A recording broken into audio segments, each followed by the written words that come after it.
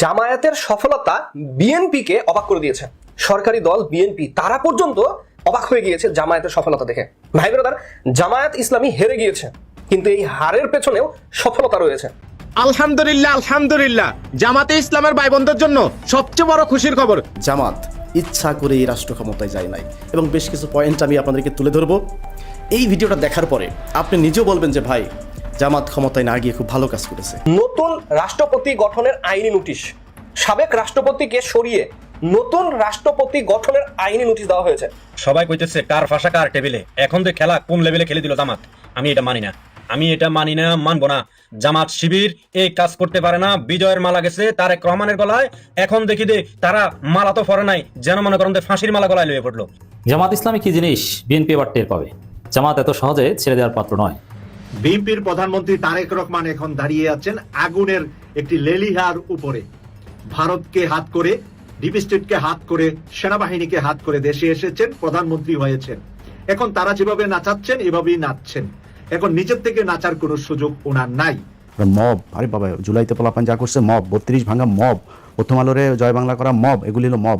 আর ওনারা চাঁদাবাজি করবে, ধান্দাবাজি, মানুষের রেপ করে মেরে ফেলবে, এগুলো হচ্ছে গিয়ে জাস্টিস। ওনারা এমনি দেশ চালাইতে যায়। জামাত ইসলামী কি জিনিস বিএনপি এবার টের পাবে। জামাত এত সহজে ছেড়ে দেওয়ার পাত্র নয়। জামাত ইসলামী লড়াই চালিয়ে যাচ্ছে। হ্যাঁ, এক অসম প্রতিকূলতার মধ্যেও জামাত লড়াই চালিয়ে যাচ্ছে, এবং অপ্রত্যাশিত নজিরবিহীন অবিশ্বাস্য ফলাফল আসতে পারে। ভোটের ফলাফল পাল্টে জামাতের আসন সংখ্যা বাড়লেও বাড়তে পারে। দর্শক, আপনারা জানেন নির্বাচনে কারচুপি হয়েছে, রেজাল্ট ইঞ্জিনিয়ারিং হয়েছে। এই রেজাল্ট ইঞ্জিনিয়ারিং করেছে কারা? বিএনপি, ভারত, যুক্তরাষ্ট্র, ডিপ স্টেট, একটা নেক্সাস।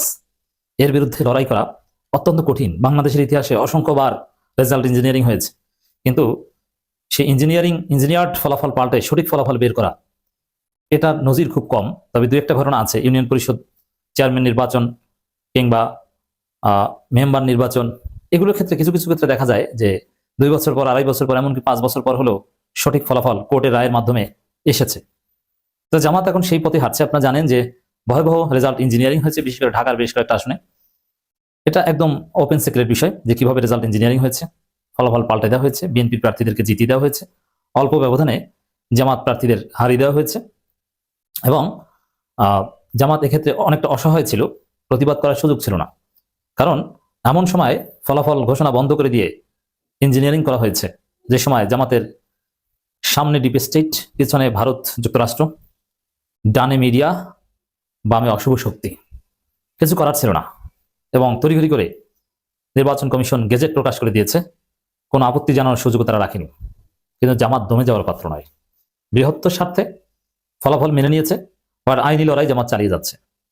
কোর্টে মামলা করেছে জামাত, যার ফল 3 আসনের ব্যালট পেপার, রেজাল্ট শিট সহ সব নথি হেফাজতে নেওয়ার নির্দেশ এটা কোর্ট দিয়েছে। এর মানে কি? এর মানে তারা ওইখানে হাইকোর্টের তত্ত্বাবধানে ওইটা নতুনভাবে আবার গণনা হবে, এবং কোথায় কি ত্রুটি বিচ্ছিন্ন হয়েছে সেটা পর্যালোচনা হবে। এবং যদি মনে করা হয় যে না, এমন কারচুপি হয়েছে যার ফলে রেজাল্টের উপর, ফলাফলের উপর প্রভাব পড়েছে, বিজয়ীকে পরাজিত করে দেওয়া হয়েছে, তাহলে এটা বিষয়ে চূড়ান্ত সিদ্ধান্ত নেবে। আর যদি সামান্য কারচুপির প্রমাণ পাওয়া যায় যে না, যতটুকু কারচুপি হয়েছে বা ইঞ্জিনিয়ারিং হয়েছে তাতে ফলাফল পরিবর্তন হতো না, হয়তো ভোটের পরিমাণ কম বেশি হতো কিছুটা, তাহলে হয়তো ছোট সিদ্ধান্ত আসবে। তো এক্ষেত্রে হাইকোর্টের সিদ্ধান্তের উপর ভরসা রাখা যায়, আশা রাখা যায়। কারণ হাইকোর্টে নির্বাচন কমিশনের মতো রাতারাতি জালিয়াতি করে একটা রায় দিয়ে দিবে গণনা করে, এটা হওয়া সম্ভব নয়। ওখানে শিশির মনিরা আছে, তাদেরকে বোকা বানানো, তাদেরকে ধোয়ার মধ্যে রাখা কিছুতেই সম্ভব নয়। অতএব এটা একটা সুখবর বটে।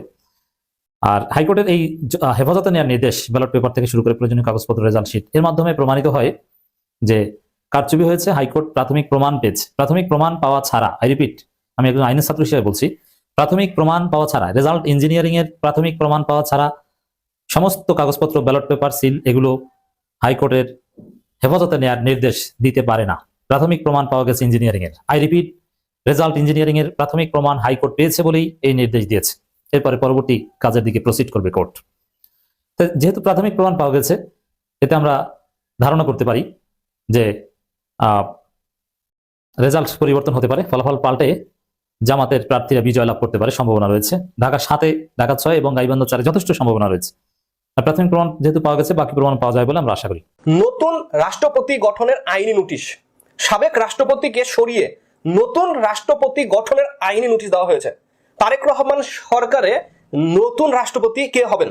ভাই ব্রাদার, মাননীয় প্রধানমন্ত্রী তারেক রহমান সাহেব তিনি ক্ষমতা চেয়ারে আছেন, বিএনপি সরকার গঠন করেছেন, তাদের সরকারে নতুন রাষ্ট্রপতি কে হবেন আলোচনার কেন্দ্রবিন্দুতে কার নাম রয়েছে আমরা সেই বিষয়ে কথা বলবো। আপনারা নিউজের পাতায় দেখতে পাচ্ছেন চ্যানেল 24, যেখানে বলা হচ্ছে মোহাম্মদ শাহাবুদ্দিনকে অপসারণ করে নতুন রাষ্ট্রপতি নিয়োগে আইনি নোটিশ। অনেকেই ধারণা করেছিলেন তিনি হয়তোবা রাষ্ট্রপতির দায়িত্বে থাকবেন, অনেকের ধারণা ছিল এমন, কিন্তু সেই ধারণা আজকে ভুল হয়ে গেল। নতুন রাষ্ট্রপতি নিয়োগ হবে। কার নাম আসছে আমরা সেই বিষয়ে একটু কথা বলবো। আপনারা যারা আছেন প্লিজ ভিডিওতে লাইক দিবেন, মতামত দিবেন। রাষ্ট্রপতির আসনে কে বসতে পারে? মাননীয় প্রধানমন্ত্রী তারেক রহমান সাহেবের রাষ্ট্রপতি কে হবেন? আপনাদের মূল্যবান মতামত প্লিজ কমেন্ট বক্সে কমেন্ট করবেন। আমরা একটু দেখি। মোহাম্মদ শাহাবুদ্দিনকে অপসারণ করে নতুন রাষ্ট্রপতি নিয়োগে আইনি নোটিশ দেওয়া হয়েছে। রাষ্ট্রপতির সাম্প্রতিক বক্তব্য জুলাই মাসকে অসম্মান করেছে, যা তার সাংবিধানিক দায়িত্ব ও শপথের পরিপন্থী। ফলে তাকে অপসারণ করে সংবিধান অনুযায়ী নতুন রাষ্ট্রপতি নিয়োগের আইনি নোটিশ পাঠানো হয়েছে। বৃহস্পতিবার 26 ফেব্রুয়ারি সুপ্রিম কোর্টের আইনজীবী ব্যারিস্টার শাহরিয়ার এই নোটিশ পাঠান। নোটিশটি সংসদ সচিবালয় ও আইন সচিবের কাছে প্রেরণ করা হয়েছে। আইনি নোটিশে বলা হয়, জুলাইকে অসম্মান করে সাম্প্রতিক বক্তব্য দেওয়ায় শপথ ভেঙেছেন রাষ্ট্রপতি মোহাম্মদ শাহাবুদ্দিন, আর তাই তাকে অপসারণ করে নতুন রাষ্ট্রপতি নিয়োগ দিয়ে ত্রয়োদশ সংসদের প্রথম অধিবেশনে উদ্বোধন করতে সংসদ সচিবালয় ও আইন সচিবকে আইনি নোটিশ পাঠিয়েছেন আইনজীবী ব্যারিস্টার শাহরিয়ার। নোটিশে আরো উল্লেখ করা হয়, 24 ঘন্টার মধ্যে এ বিষয়ে প্রয়োজনীয় ব্যবস্থা গ্রহণ না করা হলে আইন অনুযায়ী পরবর্তী পদক্ষেপ নেওয়া হবে। ভাইরে ভাই, আলোচনা অন্য লেভেলে চলে গেছে। আপনারা দেখেছেন জুলাইকে কেন্দ্র করে, জুলাইয়ের পর সরকার গঠনকে কেন্দ্র করে ডক্টর ইউনূস সরকার থাকা অবস্থায় এবং জুলাই আন্দোলনরত যে সকল নেতা রয়েছে, যারা আমরা দেখেছি অনেকে আহত হয়েছে, জুলাই যোদ্ধা রয়েছে, এই টপিকে আমরা দেখেছি রাষ্ট্রপতি মোহাম্মদ শাহাবুদ্দিন সাহেবকে কথা বলতে। এখন এই কথাগুলোর মধ্যে সুপ্রিম কোর্টের আইনজীবী তিনি কিছু ভুল খুঁজে পেয়েছেন। তার মতে রাষ্ট্রপতি মোহাম্মদ শাহাবুদ্দিন সাহেব তিনি এমন কিছু মন্তব্য করেছেন বা এমন কিছু কথা বলেছেন যেটা জুলাইকে অসম্মান করে। সুপ্রিম কোর্টের আইনজীবী শাহরিয়ার তিনি এই কথাটা বলছেন তার সেই নোটিশে। যেহেতু জুলাইকে অসম্মান করা হয়েছে, রাষ্ট্রের গোপন কথা, গোপন বিষয় তুলে আনা হয়েছে, ফাঁস করে দেওয়া হয়েছে, সেই কারণে মোহাম্মদ শাহাবুদ্দিনকে অপসারণ করে নতুন রাষ্ট্রপতি নিয়োগে আইনি নোটিশ। এখন দেখা যাক রাষ্ট্রপতির আসনে কে আসেন, কার নাম আসে, আর এই আইনি নোটিশের কতটুক সত্যতা সামনে আসে সেটাও দেখার বিষয়। আইনি নোটিশ এসেছে, এখন সেই আইনেরও তো আইন থাকে। হ্যাঁ, আমরা সর্বশেষ দেখব রাষ্ট্রপতি হিসাবে কে থাকেন মাননীয় প্রধানমন্ত্রী তারেক রহমান সাহেবের সরকারে। অর্থমন্ত্রী আমির খসরু মাহমুদ আজ তিনি একটি প্রোগ্রামে গিয়ে বলেছেন তিনি জনগণের উপরে আবার ট্যাক্স বাড়াতে চান, ট্যাক্সের বোঝা তিনি জনগণের মাথার উপরে চাপিয়ে দিতে চান। অর্থাৎ যা আছে এতে হচ্ছে না, হিসাব নিকাশ করে দেখা যাচ্ছে যে এইটা দিয়ে পেট ভরবে না, এখন জনগণের পকেট কাটতে হবে। আমরা এই গত 2 দিন আগে দেখলাম বাংলাদেশ ব্যাংকের একজন গভর্নর আহসান ইস মনসুর, তাকে সেখান থেকে বিদায় করে দেওয়া হয়েছে মব ক্রিয়েট করে। সরকার একদিকে বলেছে আর কোনো মব আমরা সহ্য করব না, ঠিক তারপর পরই দেখলাম যে বাংলাদেশ ব্যাংকে গিয়ে বিএনপি সমর্থিত যে সমস্ত অফিসারেরা আছে এবং নেতাকর্মীরা আছে, তারা বাংলাদেশ ব্যাংকে গিয়ে মব ক্রিয়েট করে আহসান ইস মনসুরকে সেখান থেকে সরে যেতে বাধ্য করেছে। পরবর্তীতে জনাব মুস্তাকুর রহমানকে বাংলাদেশ ব্যাংকের গভর্নর হিসেবে নিয়োগ দেওয়া হয়েছে।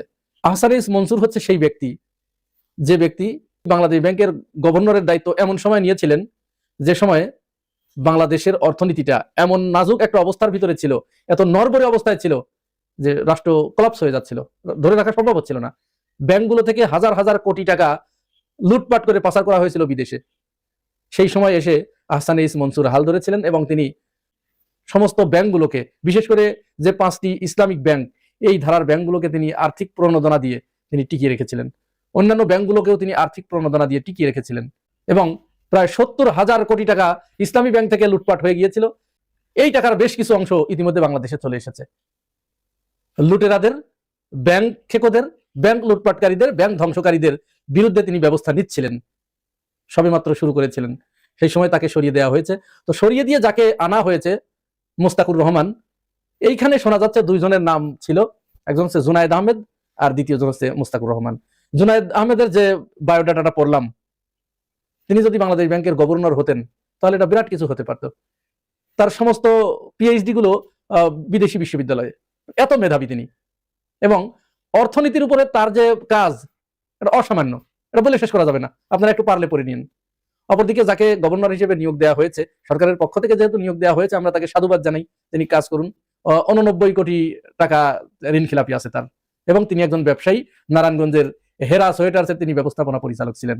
এই প্রথম বাংলাদেশের ইতিহাসে কোনো ব্যবসায়ীকে এনে বাংলাদেশ ব্যাংকের গভর্নর করা হলো, এবং যার নামে 89 কোটি টাকা ঋণ খেলাপির বিষয় রয়েছে। তো এরকম যদি হয়, তাহলে তিনি গভর্নর হিসেবে এসে আমাদের বাংলাদেশের যে কালচার, এসে তিনি কি করবেন? নিজেরটা তো ভালো করে বুঝবেন তিনি। আমরা বুঝতে পারছি না বিএনপি এই ধরনের সিদ্ধান্ত কেন নিচ্ছে। তাদের যে 213 জন এমপি হয়ে আসছে, এর ভিতরে 59% এমপি তারা ঋণ খেলাপি, এবং হাজার হাজার কোটি টাকা তারা ঋণ খেলাপি। এখন যারা এমপি হয়েছে, বলুন তো এই লোকগুলো কি আর জীবনে ওই ব্যাংকগুলোতে ওই টাকা ফেরত দেবে? তো এইটা তারা জানে। এর মধ্যেই আরেকটা ঘটনা যেটা ঘটেছে, এই নতুন গভর্নর আসার সাথে সাথেই বিএনপির যিনি এমপি হয়েছেন আব্দুল আওয়াল মিন্টু, বন মন্ত্রী, তিনি হচ্ছেন ন্যাশনাল ব্যাংকের মালিক। এই ন্যাশনাল ব্যাংকে 1000 কোটি টাকা প্রণোদনা দেওয়া হয়েছে। শুরু করেছেন এসেই। এগুলো তো অশনি সংকেত। আমরা জানি না বিএনপি কেন ঋণ খিলাপিদের বাংলাদেশের আমরা জানি না বিএনপি কেন ঋণ খিলাপিদের প্রতিষ্ঠিত করার চেষ্টা করছে। এখন এই ঋণ খিলাপিগুলো যারা এমপি হয়েছে, তারা কি এই টাকা, জনগণের এই যে হাজার হাজার কোটি টাকা, আর কোনোদিন ফেরত দেবে? এদেশের জনগণ খেয়ে না খেয়ে, মাথার ঘাম পায়ে ফেলে, নিজের রক্তকে পানি করে তারা ইনকাম করে, সেই ইনকাম পেটে না দিয়ে অল্প অল্প অল্প অল্প করে সঞ্চয় করে করে তারা ব্যাংকে জমা রাখে।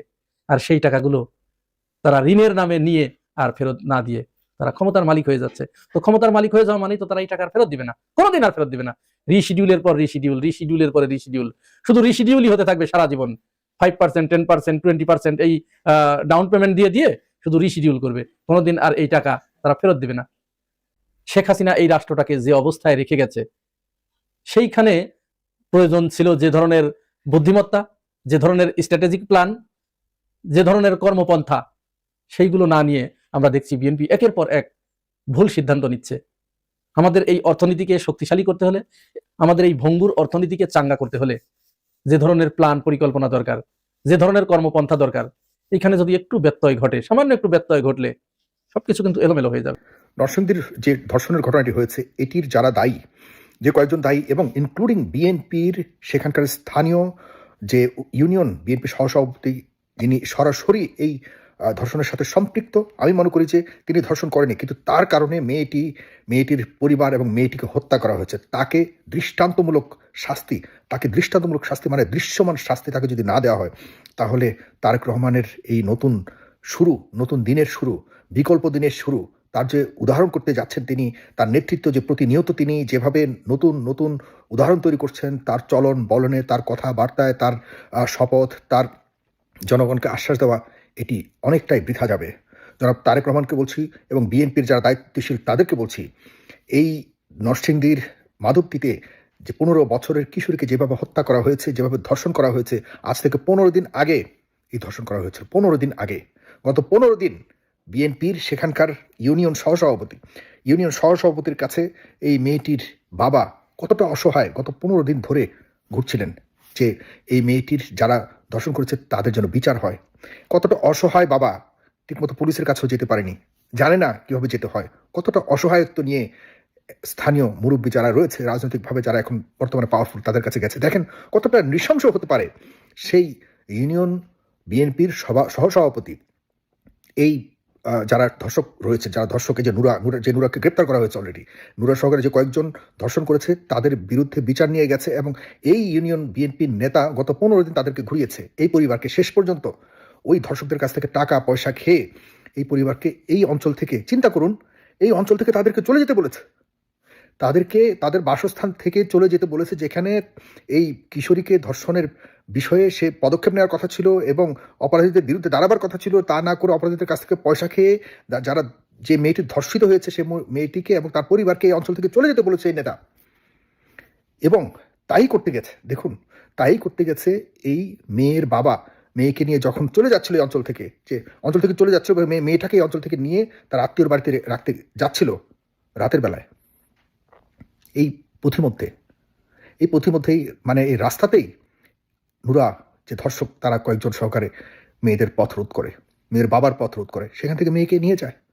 মেয়েকে ওখান থেকে অপহরণ করে নিয়ে যায় বাবার কাছ থেকে মেয়েকে নিয়ে যায়, এবং সেই মেয়েকে সারা রাত তার বাবা পায়নি, তার পরিবার খুঁজে পায়নি তাকে, তার পরিবার তাকে খুঁজে না পেয়ে পরদিন তাকে ক্ষেতের মধ্যে সর্ষে ক্ষেতে তাকে পায়, এবং সেখানে মৃত্যু অবস্থায় মেয়েটাকে আর জীবিত পায়নি তার বাবা এবং তার পরিবার। মেয়েটিকে মেরে ফেলছে। 15 দিন আগেও ধর্ষণ করেছিল, যেদিন বাবার হাত থেকে মেয়েকে অপহরণ করে নিয়ে গেছে জোর করে, সেদিন রাতও তাকে কয়েকজনে মিলে ধর্ষণ করে তাকে মেরে ফেলেছে।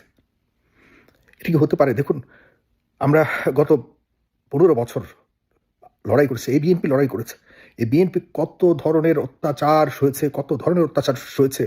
বিএনপির যারা বিভিন্ন পর্যায়ের যুবদলের নেতা, ছাত্রদলের নেতারা সরাসরি বুকে গুলি খেয়ে মৃত্যুবরণ করেছে, পুলিশের গুলি খেয়ে মৃত্যুবরণ করেছে, কত কষ্ট করেছে।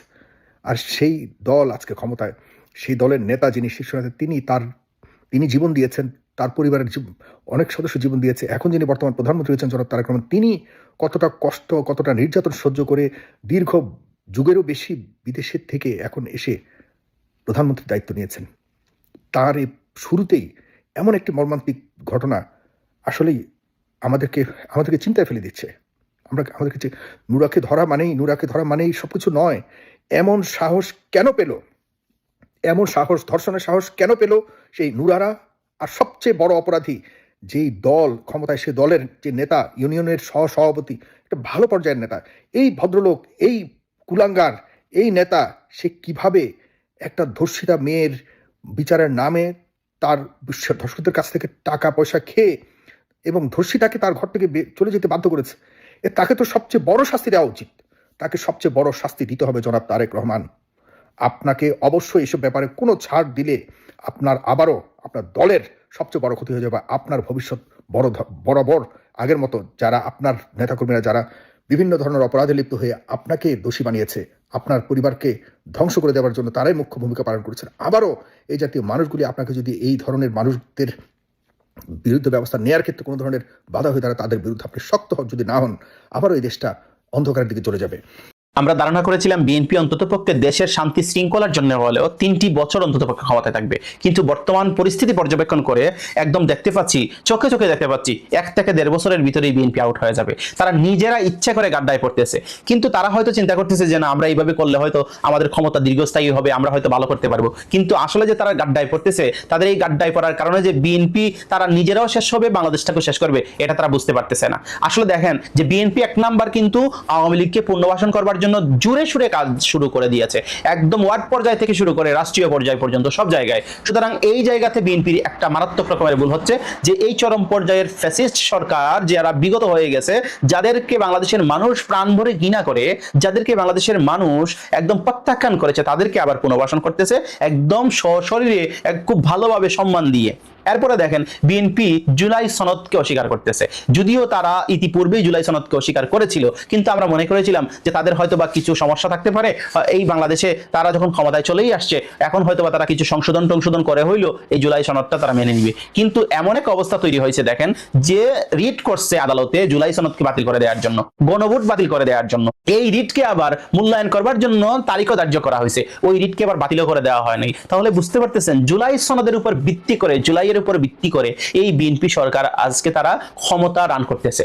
যদি এই সরকার জুলাইকে অস্বীকার করে, অমান্য করে, তাহলে তো এই সংবিধান অনুযায়ী শেখ হাসিনা 2029 সাল পর্যন্ত বাংলাদেশের প্রধানমন্ত্রী। এই কথাগুলো আমার না, এই কথাগুলো কিন্তু আনন্দবাজার পত্রিকা সহ বিভিন্ন পত্রিকায় কিন্তু চর্চিত হচ্ছে। তাহলে এই যে বিষয়গুলো আমরা দাঁড় করাইলাম, এই বিষয়গুলো দেখতে পাইলাম যে শেখ হাসিনা প্রধানমন্ত্রী, এই শেখ হাসিনা প্রধানমন্ত্রীর জায়গায় যেখানে তারেক রহমান বর্তমানে প্রধানমন্ত্রী হিসেবে আছেন, তাহলে তিনি যে ক্ষমতাটা পাইছেন, এই পাওয়ার যে পদ্ধতি, এই পদ্ধতির নামই তো হচ্ছে জুলাই, এই পদ্ধতির নামই হচ্ছে জুলাই আন্দোলন, এই পদ্ধতির নামই হচ্ছে জুলাই শহীদদের আত্মত্যাগের উপর দাঁড়িয়ে থাকা জুলাই সনদের ভিত্তিতে এই একটি নির্বাচন পরবর্তী ইঞ্জিনিয়ারিং বলেন আর যাই বলেন একটি সরকার, এই সরকারের নাম হচ্ছে তারেক রহমানের সরকার। সুতরাং এই জায়গায় এখন বিএনপি কিভাবে আওয়ামী লীগকে আনবে, কিভাবে জুলাই সনদ অস্বীকার করবে, কিভাবে গণভোট অস্বীকার করবে, এটা নিয়ে তো তাদের কার্যক্রম আছেই। আবার দেখেন তারা রাষ্ট্রপতি চুপ্পু সাহেবকে কিন্তু সরাইতেছে না, এই চুপ্পুকে এখন পর্যন্ত তারা ধরে রাখছে, তাদের চোখে মুখে যেন একটা বিষাদের ছায়া, তারা যেন কি একটা ভয় পাচ্ছে। আসলে জনগণের সাথে গাদ্দারি করলে, জনগণের বিপক্ষে চলে গেলে মনের ভিতরে একটা কুতুর থাকবে, এটাই স্বাভাবিক।